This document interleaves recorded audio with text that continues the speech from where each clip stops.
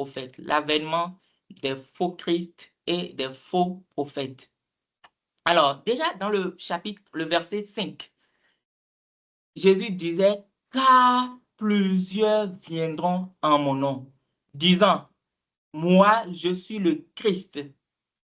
Et ils en séduiront plusieurs. Plusieurs viendront au nom de Jésus, disant qu'ils sont le Christ. Et lorsqu'on dit Christ, cela signifie Messie, loin de Dieu. Donc, Jésus est en train de dire, plusieurs viendront et vont affirmer qu'ils sont loin de Dieu. Alors, c'est de plusieurs manières que ces gens-là se manifestent. Il y en a qui vont se prendre carrément comme Jésus-Christ lui-même. D'autres vont dire qu'ils sont le Saint-Esprit ou Dieu lui-même. Alors, il y a d'autres, un peu plus subtils, qui ne vont pas se programmer directement ainsi, c'est-à-dire je suis Christ, je suis Jésus et tout, mais dans leur manière et tout, ils vont s'attribuer un certain pouvoir, une certaine autorité, qu'ils s'y érigent de telle façon que les gens les prennent comme le Messie, leur Messie, le chemin de leur salut. C'est-à-dire, sans eux là, je n'ai pas le salut, en quelque sorte. Lorsqu'on parle de Messie, c'est en quelque sorte ce que nous pouvons comprendre. C'est dit le chemin du salut, en quelque sorte, loin de Dieu. Et il y en a beaucoup qui ont tendance ainsi à prendre la place de Jésus-Christ dans la vie de plusieurs personnes. Ils prennent la place et la gloire qui est destinée à Jésus-Christ dans la vie des gens, surtout de ceux qui les suivent. Mais la Bible nous affirme clairement que Jésus est le Messie, est le seul Messie et qu'il est le chemin, le seul chemin qui mène au Père. Nous pouvons lire, on ne va pas lire, Jean 14, verset 6, tout le monde connaît ça. Je suis le chemin, la vérité et la vie. Nul ne vient au Père que par moi. Acte chapitre 4, verset 12. Pierre l'a répété encore qu'il n'y a de salut en aucun autre nom, car il n'a sur la terre ou bien sous le ciel aucun autre nom qui a été donné par lequel nous serions sauvés. Il n'y a aucun autre nom par lequel nous serons sauvés. Mais malheureusement, plusieurs viennent et se présentent comme des envoyés de Dieu, c'est-à-dire le chemin du salut. Vous devez passer par eux pour pouvoir être sauvés. Il y en a même qui vendent le paradis et ça continue jusqu'à aujourd'hui. Alors, nous avons plusieurs de ces exemples, à commencer même par notre pays, au Bénin. Il y en a plusieurs, il y en a eu et il y en a encore. Et peut-être qu'il y en aura encore. Il y a de cela environ 80 ans, un homme s'était levé au Bénin et a dit qu'il a eu des visions et que voilà, il est maintenant, il a la révélation, il est maintenant le chemin par lequel on va passer pour aller au ciel, c'est-à-dire la dernière opportunité, si je dois traduire en français, en quelque sorte. Je ne veux pas donner de nom. Il a dit en son temps, plusieurs gens l'ont suivi parce qu'il y avait eu des signes, il y avait eu des miracles, il y avait eu beaucoup de choses. Voilà. En son temps, les vraies églises, je n'étais pas là, mais j'imagine que les peu vrais chrétiens qu'il y avait en ce moment en étaient certainement réticents, je le suppose. Mais aujourd'hui, son église est acceptée de tout le monde. C'est comme, bon, voilà, c'est normal et tout, alors que il se proclamait lui-même indirectement comme le Seigneur, comme Dieu. Pas comme Dieu, mais comme le chemin. Et le seul, le dernier chemin par lequel on pourra être sauvé. Alors, récemment, il y a eu une dame qui s'est érigée carrément en Saint-Esprit. Je ne sais pas si elle est toujours là, au Bénin. Dans d'autres pays, il y en a beaucoup. Il y a, mon épouse me parlait de quelqu'un en Côte d'Ivoire qui est carrément, qui dit même qu'il est Jésus, qui s'habille comme lui, qui fait des choses bizarres. Il y en a partout dans le monde, en Chine. Pour ceux qui aiment regarder les films, il y a des films qui ont été faits par l'Église du Dieu Tout-Puissant. Lorsqu'on dit Église du Dieu Tout-Puissant, on pense que c'est Église, mais le Dieu Tout-Puissant dont on parle, c'est un homme. Je ne sais pas si c'est un homme ou bien c'est une femme. C'est une femme qu'on appelle Dieu Tout-Puissant. Et lorsque vous suivez, mon épouse et moi, on avait essayé de suivre le film. Vous voyez clairement que rien ne se rapportait à Jésus, mais on parle de Dieu, Dieu, Dieu. On a fouillé, effectivement. C'était de leur Dieu là qu'il parlait. On est allé lire sur ça. Effectivement, c'était de ça qu'on parle. Et beaucoup de gens suivent, malheureusement, ces gens-là. Beaucoup de gens les suivent aujourd'hui. Ils s'érigent en Christ et beaucoup de gens les suivent malheureusement. À part les faux Christ, Jésus nous a parlé des faux prophètes qui vont s'élever et vont séduire plusieurs. Matthieu 24, 11. Et plusieurs faux prophètes s'élèveront et en séduiront plusieurs. Et il le dit aussi dans le verset 24. Il met les deux ensemble. Car il s'élèvera des faux Christ et des faux prophètes. Et ils montreront de grands signes et des prodiges, de manière à séduire, si possible, même les élus. La différence entre les Christ et les prophètes, c'est que les prophètes se disent, de toute façon, ils se disent aussi envoyés de Dieu, d'une manière ou d'une autre, des messagers de Dieu. Et, et, alors que les enseignements, ce qu'ils ont, c'est pour pervertir les voies du Seigneur. C'est pour pervertir l'enseignement original euh, du Seigneur. Alors, et ils le font pour des raisons personnelles, peut-être pour leur propre gloire, parce qu'ils ont été même séduits par Satan. C'est l'ennemi qui les utilise. Et on le sait. Et ça, tout le monde le sait. Il y en a plusieurs aujourd'hui. Et leur objectif inavoué, en réalité, c'est de détourner ceux qui sont déjà des croyants du chemin, de la voie du salut. Ça, c'est d'une part. Et de l'autre part, c'est d'empêcher ceux qui sont encore dans le monde de retrouver ce chemin et d'être sauvés.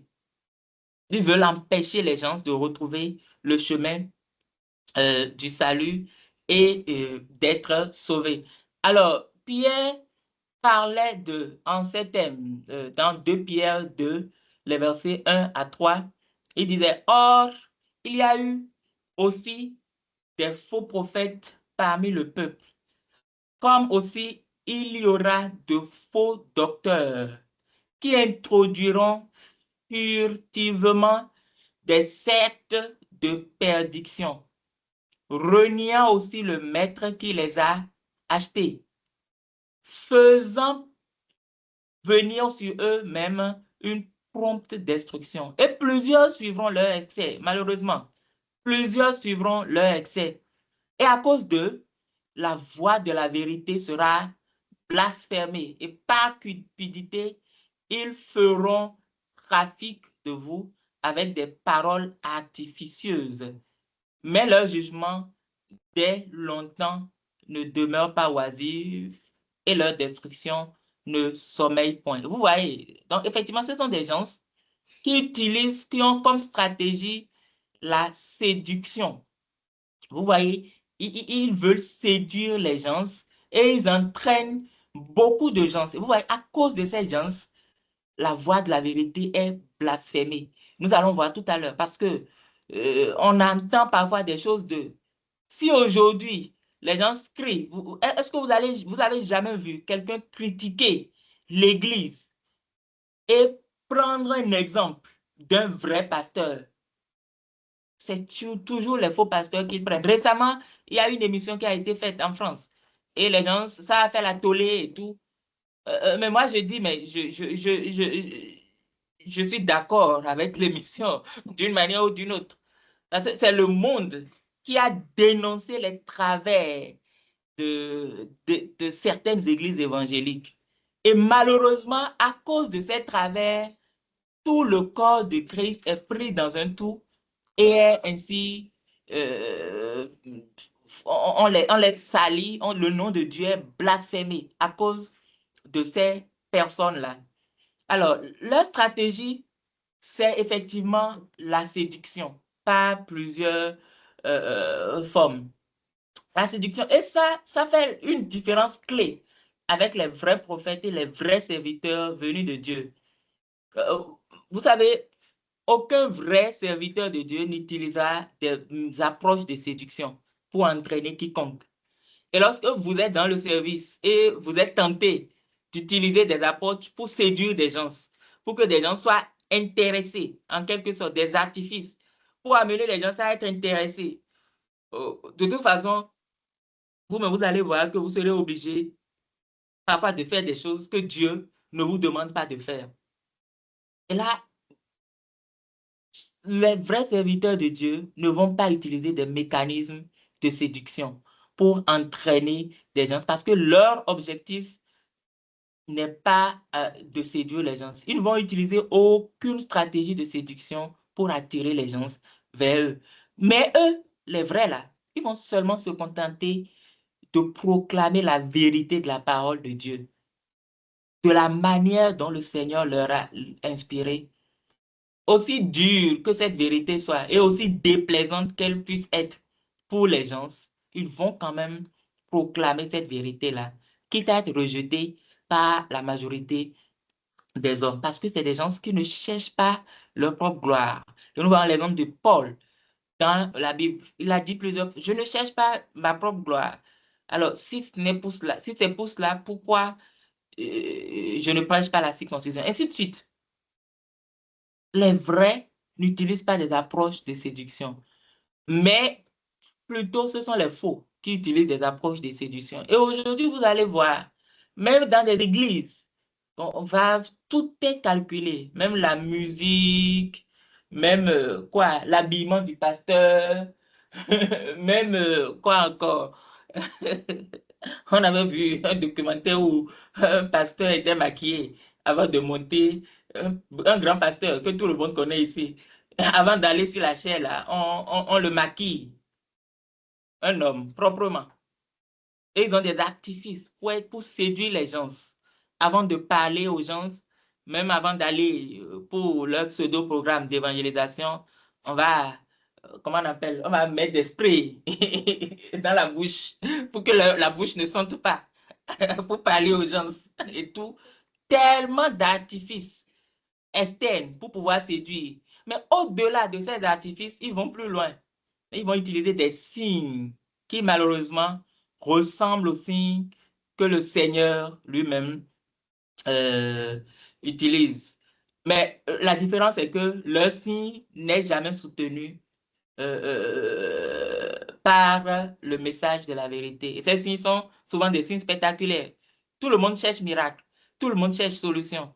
Ces signes sont de ces gens-là. Je me rappelle il y a quelques années, ça c'est une parenthèse, il y a quelqu'un proche de moi. On entendait parler d'un dissident d'une église qui faisait beaucoup de miracles. Et elle disait elle ne croit pas en cette personne-là, que si elle doit faire recours à cette personne, ce serait peut-être lorsqu'elle sera dans une situation difficile où elle aura besoin de guérison pour y aller. Donc, vous voyez, parce que les gens ont besoin des solutions, ils offrent des solutions rapides, auto, pour ces gens-là. Alors, que le Seigneur nous aide. J'espère que nous entendons bien ces choses. Et alors que nous les entendons, le Seigneur va vraiment ouvrir davantage nos yeux spirituels afin que nous discernions de quoi nous parlons. Alors, comment est-ce que nous pouvons les reconnaître encore plus aujourd'hui? Alors, dans Deutéronome chapitre 13, du verset 2 au verset 4, dans certaines versions, c'est du verset 1 au verset 3. Mais il est dit, s'il s'élève au milieu de toi un prophète ou un songeur de songe et qu'il te donne un signe ou un miracle, euh, désolé, oui, et qu'il te donne un signe, je reprends carrément, s'il s'élève au milieu de toi un prophète ou un songeur de songe et qu'il te donne un signe ou un miracle, et que le signe arrive ou le miracle dont il avait parlé lorsqu'il disait, allons après d'autres dieux, des dieux que tu n'es pas connus, que tu n'as point connus, et servons-les. Il dit, tu n'écouteras pas les paroles de ce prophète, ni ce songeur de songes, car l'Éternel, votre Dieu, vous éprouve pour savoir si vous aimez l'Éternel, votre Dieu, de tout votre cœur et de toute votre âme. Amen. Dieu a, je ne sais pas si vous remarquez ce que je remarque dans ce texte, c'est-à-dire le prophète, le songeur, la personne peut dire des choses qui vont s'accomplir comme il l'a dit, ou bien il va faire des miracles. Et on va voir clairement que c'est un miracle. Il va dire des choses. On va voir clairement que ça correspond à la vérité, alors qu'il n'était même pas dans le contexte. Il va dire des choses, dire que ces choses vont se passer dans un tel délai, et effectivement, les choses vont se passer comme il a dit. Mais Dieu a dit quoi? Si ces choses doivent s'accompagner d'autres choses, il doit accompagner cela de quelque chose, c'est-à-dire quelque chose qui va les éloigner de Dieu. On ne doit pas écouter ces personnes-là. Donc, si cette personne, en faisant ces miracles-là, en montrant ces signes, proclame ou défend un enseignement qui est anti-biblique, ou carrément détourne, même de façon très subtile, l'attention de ceux qui le suivent vers d'autres dieux ou vers des idoles, c'est clair que nous ne devons pas suivre cette personne-là. Ces signes ne viennent carrément pas du Seigneur. Mais aujourd'hui, les gens veulent justifier des soi-disant serviteurs de Dieu parce qu'ils font des prophéties qui se réalisent, parce qu'ils font des trucs, sans savoir que, comment on appelle, le diable aussi use de tromperie. Avant de parler de tromperie de diable, ils vont diriger aussi vers des idoles. Et lorsqu'on parle d'idoles, c'est peut-être vers d'autres choses, des objets, à des choses par lesquelles, si tu utilises ça, tu auras la guérison. Si tu as cette photo dans ta chambre, c'est que, ok, c'est bon. Si tu as ça dans ta voiture, c'est que, comment on appelle, tu ne feras jamais d'accident, ainsi de suite. Et ces choses deviennent des idoles. Carrément, l'attention des gens sera tournée vers la gloire de ce monde, vers les richesses. Ou alors, au lieu des choses, au lieu des objets, ils vont tourner leur attention, l'attention des gens vers d'autres personnes qui sont peut-être mortes ou encore vivantes. Et ces personnes peuvent être eux-mêmes pour que les gens les adorent d'une manière ou d'une autre. Alors, ces gens-là, quels que soient les signes qu'ils font, et même lorsque cela ne vient pas du Seigneur, du moins, même lorsque ces signes se réalisent, c'est clair que cela ne vient pas du Seigneur parce que la base est fausse, n'est pas biblique. Quelques années, un grand des leurs au Nigeria était décédé. J'étais avec des amis, des collègues, un groupe de chrétiens, et il y avait quelqu'un du Nigeria qui le justifiait clairement. Il dit, voilà, oh, il fait de bonnes œuvres, il dit des choses qui s'accomplissent, il fait de bonnes œuvres. Ce qu'il fait là, aucun des pasteurs du Nigeria n'en fait la moitié. Donc, il est un vrai. Donc, il est un vrai. Tellement de choses. Tout ça parce que on ne connaît pas la parole de Dieu. On ne connaît pas ce que Dieu dit de ses vrais serviteurs. Alors, revenons maintenant aux séductions de Satan. Paul a attiré notre attention aussi dans 2 Corinthiens chapitre 11, les versets 13 à 15. Et il dit, car de tels hommes sont de faux apôtres, des ouvriers trompeurs, se transformant en apôtres de Christ. Oui, et c'est ça aujourd'hui. Les gens, ils ne vont pas se contenter du nom de pasteur. Rapidement, tu vas entendre qu'ils sont devenus apôtres. Parfois même, je ne sais même pas où est-ce qu'ils ont entendu ça, apôtres des nations, ou bien quoi, des choses. Ils vont se donner des noms. Et ils se transforment en apôtres de Christ. Et Paul dit, et ce n'est pas étonnant, car Satan lui-même se transforme en ange de lumière. Ce n'est donc pas chose étrange si ces ministres aussi se transforment en ministres de justice, desquels la fin sera selon leurs œuvres. Paul dit clairement ici que ce n'est pas du tout étonnant que des ministres de Satan fassent des choses, imitent des choses en fait de Dieu. Satan, ange de lumière, eux aussi, ils vont faire les choses. Ils vont imiter. Vous vous rappelez un peu d'Égypte. Moïse faisait des signes. Les magiciens aussi font des signes.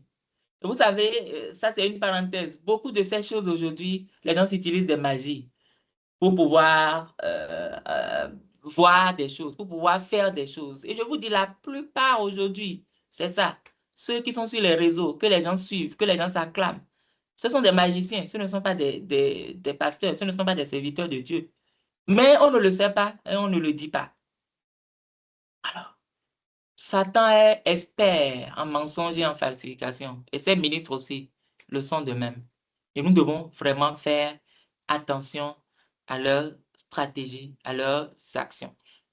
Alors, Jésus lui-même nous a décrit un peu comment est-ce que, si effectivement ce n'est pas par les signes là qu'on va les reconnaître, comment est-ce qu'il faut les reconnaître? Lorsque nous lisons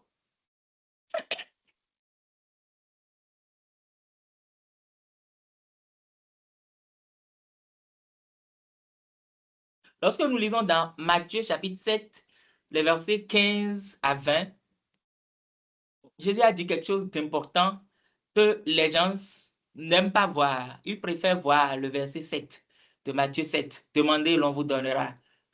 Cherchez, vous trouverez. Frappez et l'on vous ouvrira. Du verset 15 au verset 20, il dit, or, soyez en garde contre les faux prophètes qui viennent à vous en habit de brebis, mais qui au-dedans sont des loups ravisseurs. Et il y en a plein aujourd'hui. Ils ne vont pas venir en proclamant je suis faux prophète. Et Satan est maintenant encore plus. Il sort des stratégies de jour en jour. Il dit, vous les reconnaîtrez à leurs fruits. Quand ils ont du raisin sur des épines ou des figues sur des chardons, ainsi, tout arbre, tout bon arbre produit de bons fruits, mais l'arbre mauvais produit de mauvais fruits. Un bon arbre ne peut pas produire de mauvais fruits, ni un arbre mauvais produit de bons fruits. Tout arbre qui ne produit pas de bons fruits est coupé et jeté au feu. Ainsi, il conclut en disant, ainsi, vous les reconnaîtrez à leurs fruits. C'est à leurs fruits que nous pourrons les reconnaître. Ce sont les fruits qu'ils portent qui vont témoigner vraiment de qui ils sont et non leurs paroles aussi. Et ça, c'est encore un autre drame.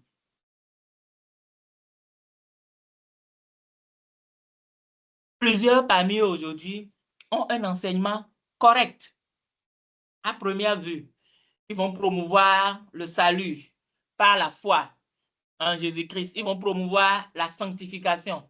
Et si vous ne savez pas faire, c'est eux qui ont les messages les plus durs sur la sanctification. Et tout le monde va les acclamer. Je me rappelle, il y a quelques années, il y a un peu plus, il y a environ, je ne sais pas, 12 ans, 13 ans, quelqu'un m'avait donné des vidéos comme cela de quelqu'un.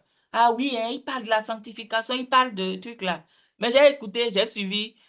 euh, Ça ne m'a pas, l'Esprit de Dieu ne m'a pas fait accepter cela. Parce que je suis allé, je ne l'ai pas jugé et tout, mais j'ai dit, OK, je préfère rester là où je suis pour l'instant. Alors, de ces semblants d'enseignement correct qu'ils ont, ils vont entourer cela de plusieurs autres choses qui sont loin de la vérité. Parfois, ils sont en train de parler, ils vont glisser quelque chose de façon subtile.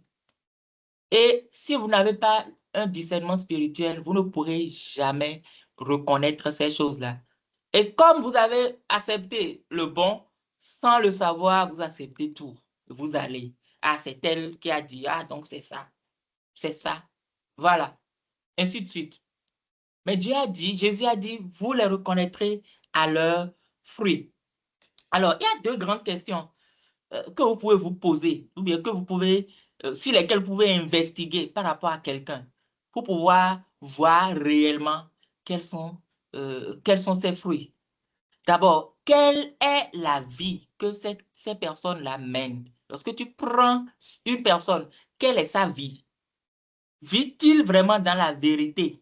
Vit-il les choses qu'il essaie d'enseigner? Ou il y a des hypocrisies cachées? Vous savez, la Bible dit quoi? rien ne restera caché sous le soleil. Les choses vont être mises à nu à un moment donné. Et vous savez, actuellement, il y en a plein qui sont en train d'être mises à nu. Mais malgré ça, les gens essaient de continuer, tous les yeux voilés, d'une certaine manière. Quel est leur témoignage? Quel est leur témoignage? Lorsqu'on leur demande de parler de leur propre salut, qu'est-ce qu'ils disent comme témoignage eux-mêmes? Quel est leur témoignage? Et qu'est-ce que les gens qui sont autour d'eux là disent de leur propre vie? Quelle est leur vie?